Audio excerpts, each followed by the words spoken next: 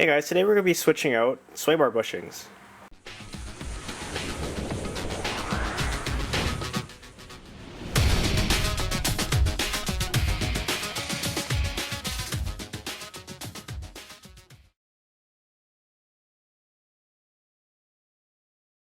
So we're working on the 350Z, and you can see I have axle stands underneath the vehicle in the back, and I also have the jack supporting the rear pumpkin. Also make sure your parking brake is on and you're parked in gear, preferably first. And the front wheels will chock the wheels front and rear on both sides to make sure the car doesn't roll. You're doing this on level ground, but when the vehicle's in first gear or park, there's nothing to hold these front wheels, so you have to make sure that you secure the vehicle properly for safety. We're going to start on the rear and then work our way to the front. Now, I watched a lot of videos when this car first came out, and in Japan, there's a lot of professional drivers driving this car really hard, and they're quite pleased with the handling. But the problem was they also noted was the car tends to understeer a lot, and it also has a tendency to lean. That's probably due to factory tune on the settings for being more comfortable. But watching the car, I realized the car is pretty capable from factory, so I want to maximize the factory setup. Now, the factory springs are over here, and I'm not going to be changing these. And typically when a suspension's tuned, the springs are tuned with the sway bars. So if you're going to change one, you should be changing the other. But because I'm not changing out the springs, because I like the ride and I like the factory height, I want to make sure the sway bars can actually do a better job. Two things that we have to change out, and we're going to focus on one of them today, are the bushings and the end links. The end links do look pretty weak, but there aren't a lot of options. I'm thinking I'm either going to try white line or I'm going to try the Moog. The Moog piece looks thicker than the factory and also has grease fittings on it too, which I like. I want something non-adjustable, so I'm probably going to go with the Moog piece eventually. But today we're going to be doing the sway bar bushings, and we're using energy suspension. So now that we have the vehicle securely put in the air, we can go ahead and tackle these bolts on the sway bar bushing. What you'll have to do is remove this plastic cover to access the bolt towards the front of the vehicle. So it's just 10mm bolts and nuts.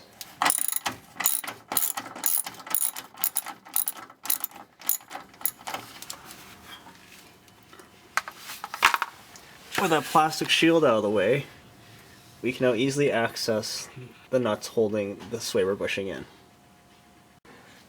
The rear sway bar bushing is pretty easy. We just cheat. We leave the end links in, and once we release the 14mm nuts, the bar just rests on the factory exhaust, so we don't have to really hold anything in place. So we just pull the bracket off now. Now, I'm not sure how much it matters, but I don't do suspension bushings every day, so we're going to copy whatever factory did. So the opening here is on the front, and it's also on the front of the left side as well. So we're going to keep that in mind. We're going to copy that when we put the new bushings in. So upon inspection, this rubber bushing doesn't look bad. Like, it's not cracked or deformed on the outside. But when you look on the inside, you can see that the edges are a little bit deformed. That's just from years of use of the bar pushing on it and everything, all the force. There's a lot of forces that go on with these things, and this is a significantly softer material compared to this. You can see that the hole looks a little bit smaller on this one because this one's brand new, but hopefully over time with the polyurethane it maintains that shape more. Before we put in the bushings, we have to lubricate them because polyurethane is squeaky without grease. And unfortunately, the new bushings don't come with a bracket with a grease fitting, so we have to do a good job now. So what we're going to do is it comes with the pre-lube, and I would be pretty liberal because you get one of these per bushing, so I just use the whole thing. And just work it all over the bushing. It's hard to open it up, so just get some in the perimeter on the inside, and just work your finger around it, and just make sure you get everything on here. Everything that touches metal, because here you don't have to worry about, but this touches the subframe, this is on the sway bar, and then this is on the bracket. So if we don't lubricate this, we have a squeaky car. For extra measure, I also pre-lube the bracket and the sway bar just to make sure we got everything. Also, by looking at the sway bar, we can see if there's any paint that's rubbed off. We know where to focus on because that's where the bushing is really digging into it. Now we're going to put in the nuts and finish our job. Before I do that, I'm going to put some thread lock in because I don't want to go in there again, and just a little bit of thread lock blue ensures that these aren't going to back off.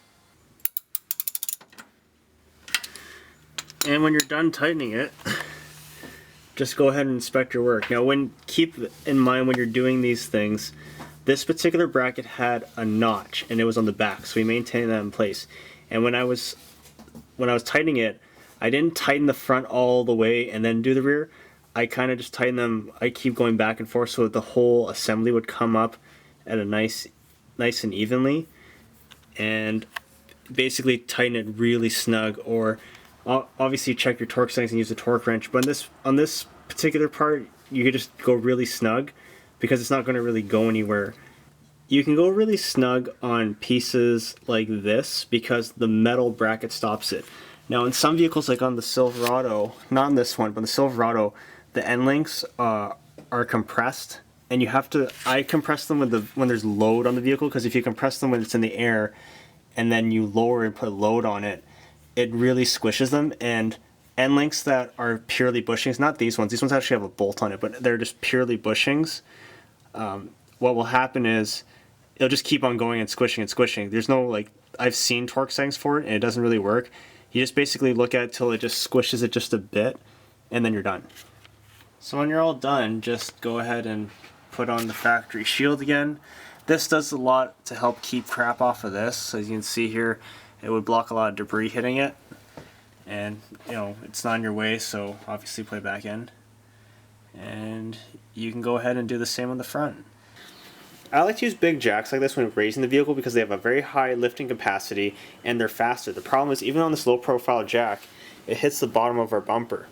So a little trick that I do is drive up on some 2x4s to get the extra ground clearance, then jack it up. Remember how I said I was cheating in the back because the exhaust was holding it up? If you like your teeth, put an axle stand underneath the center and put a piece of cloth down so you don't wreck the paint.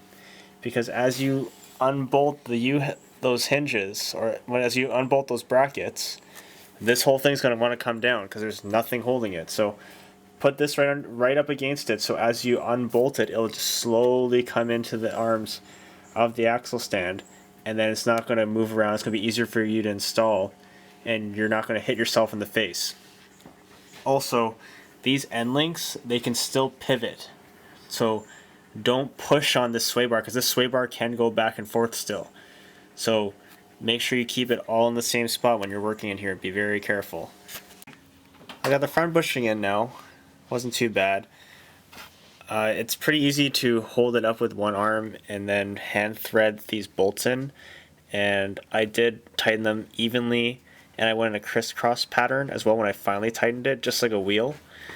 The other thing I wanted to mention is when you're putting these bolts in, you should be able to put them in hand tight, or you should be able to hand thread them in for the first few threads, and then when you start using, you know, your ratchet, it should go in really smooth. Like, there should be no resistance at all.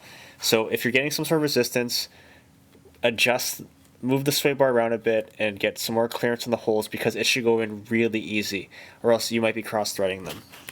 When everything's all tight, I would not put the factory cover back on yet, and I would just go for a quick run around the block and then come back and re-inspect everything to make sure everything's all good. For 50 bucks, I'm super happy with the results. The car has a little bit less lean, but mainly it's a lot more responsive when you're changing lanes. For better handling, up next, we're going to change out the sway bar end links, the dampers, and we're going to have a new set of wheel and tires.